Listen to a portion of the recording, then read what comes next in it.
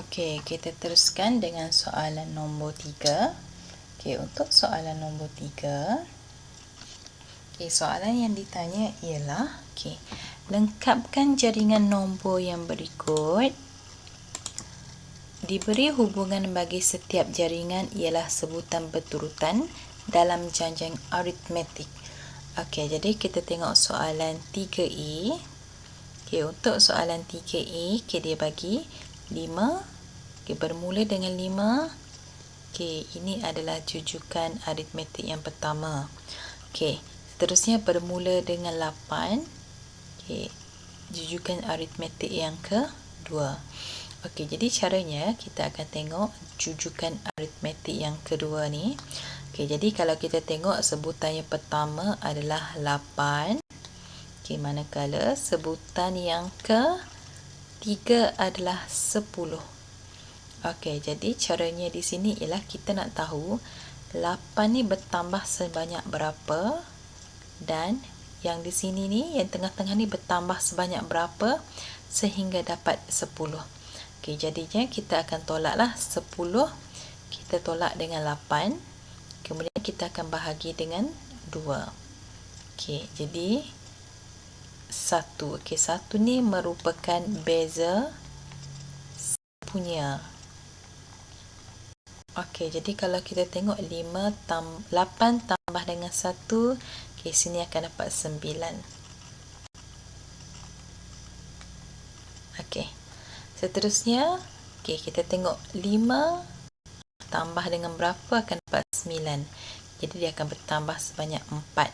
Begitu juga dengan yang akhir sekali, 9 tambah dengan 4 akan dapat 13. Untuk itu untuk soalan A.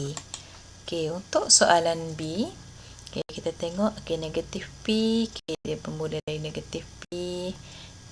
Yang ni dia menaik macam ni. Yang ni dia boleh dikatakan macam ni lah. Jadi ada 3 jenis jujukan lah untuk yang B tu. Yang pertama kita akan tengok kepada 2P dan 12P. Seperti kita tahu, 2P bertambah sebanyak berapa untuk dapatkan yang ni. Yang ni akan bertambah sebanyak berapa untuk dapatkan 12P. Jadi caranya kita akan menolakkan sebutan 12P dan juga 2P. Kemudian kita akan bahagikannya dengan 2. Jadi 12P tolak 2P akan dapat 10P. 10P bahagi dengan 2 akan dapat 5P. Jadi peningkatan di sini adalah tambah 5P. Jadi 2P tambah dengan 5P akan dapat 7P. Jadi 7P tambah dengan 5P dapatlah 12P kan. Seterusnya kita tengok jujukan yang ni. Dia bermula dengan negatif P, dan berakhir dengan 7P. Jadi sama juga dengan langkah yang ni kita akan buat.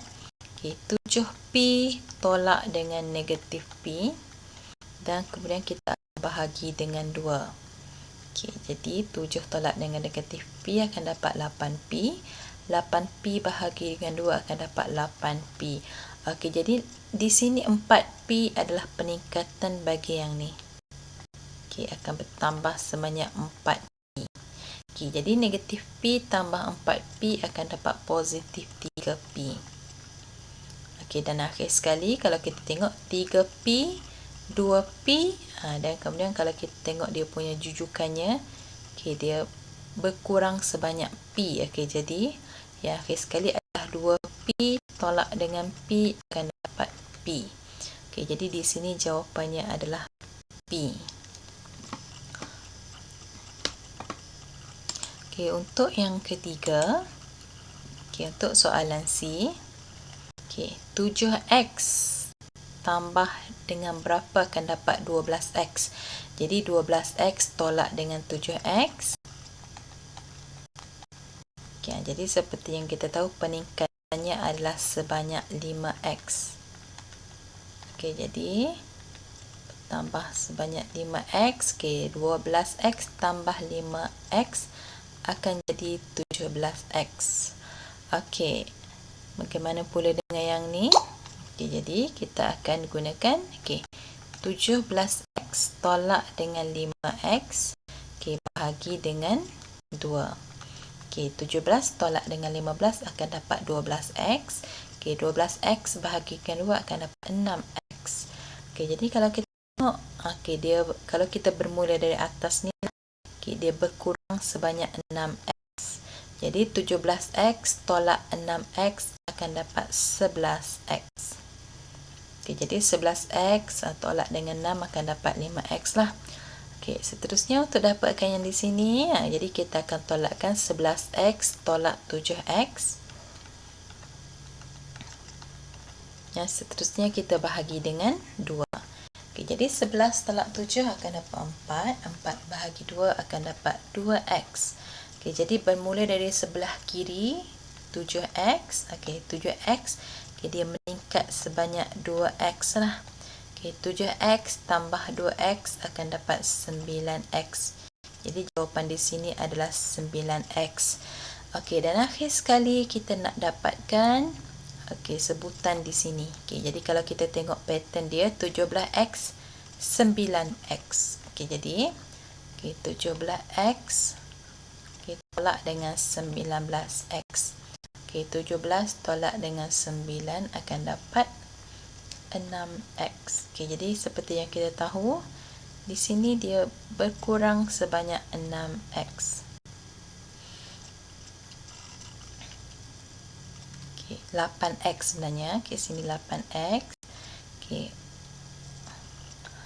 Okey, jadi 9 tolak 8x. Okey, sini akan jadi